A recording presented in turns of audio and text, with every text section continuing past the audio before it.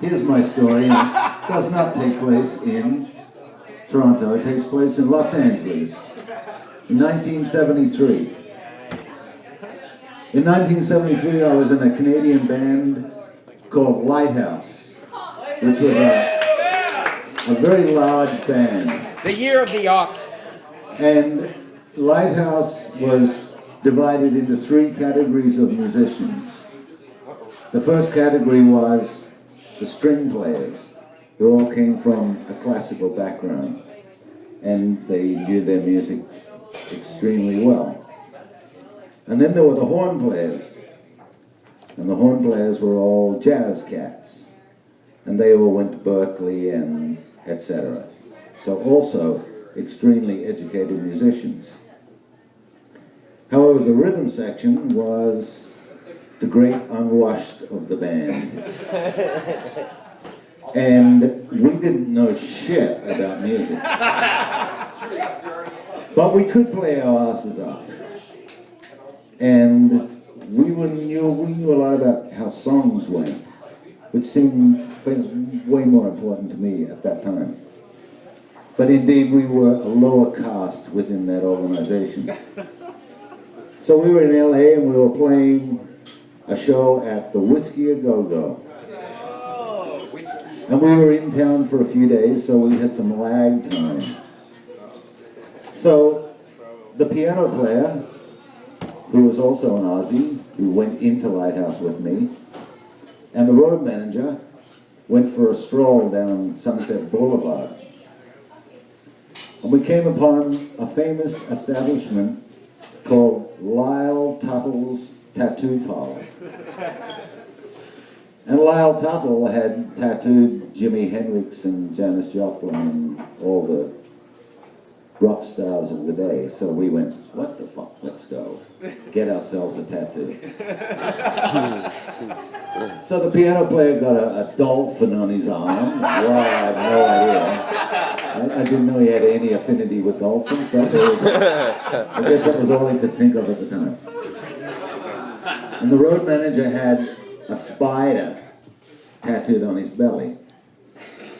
So now it came to be my turn, and then I thought, well, you know, tattoos last a long time, so I should get something meaningful. And as I play the bass, I think I'll have a bass clef tattooed on my ankle. So the guy goes, what's a bass clef? Well, it's that symbol they use for bass. And he goes, well, can you draw it for me? And I go, fuck, I don't know. I've seen it, but I don't really, it's not right in the forefront of my mind. So I draw a bass clef for the guy, and he proceeds to tattoo it onto this very ankle down here. And so I go back to the hotel. I'm in my room, and the cello player walks in, and I say, hey, Richard, check this out. I got a bass clef tattooed on my ankle. And he looked at it with a look of complete disgust and said, it's backwards. And I realized that I was branded for life with my ignorance of music in its technical form. However, there is an adjunct to this story, which is that after playing basically by ear for 31 years, I started playing a lot with horn players, and I started to hear all this shit in my head that I thought horn players could play. But I didn't have any way to do it because I didn't know anything about the form.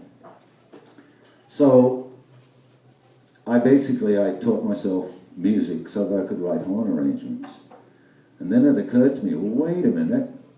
Instead of being a sign of stupidity on my part, in fact, it symbolized that I did my career completely backwards insofar as first I learned how to play, and then I learned what it was all about.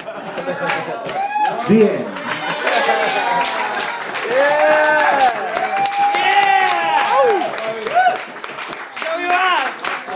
Terry Wilkins, everybody.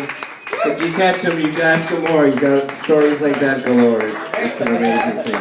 One good news of the day, because you said dolphins, I forget which country or whatever, but there's a place in this world who have banned dolphins in their zoos or whatever. Good. That's once in a while. All right, for the Dolphins too. For the Dolphins. 6 Sundays.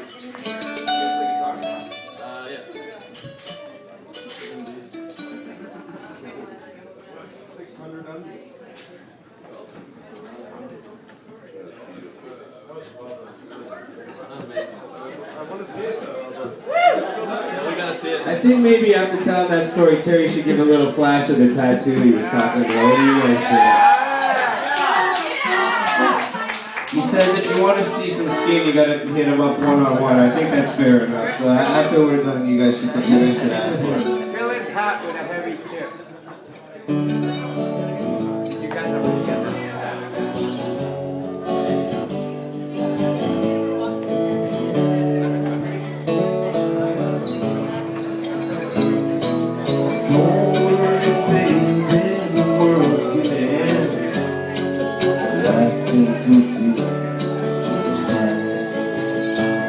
Just stick to the chorus and try to ignore it.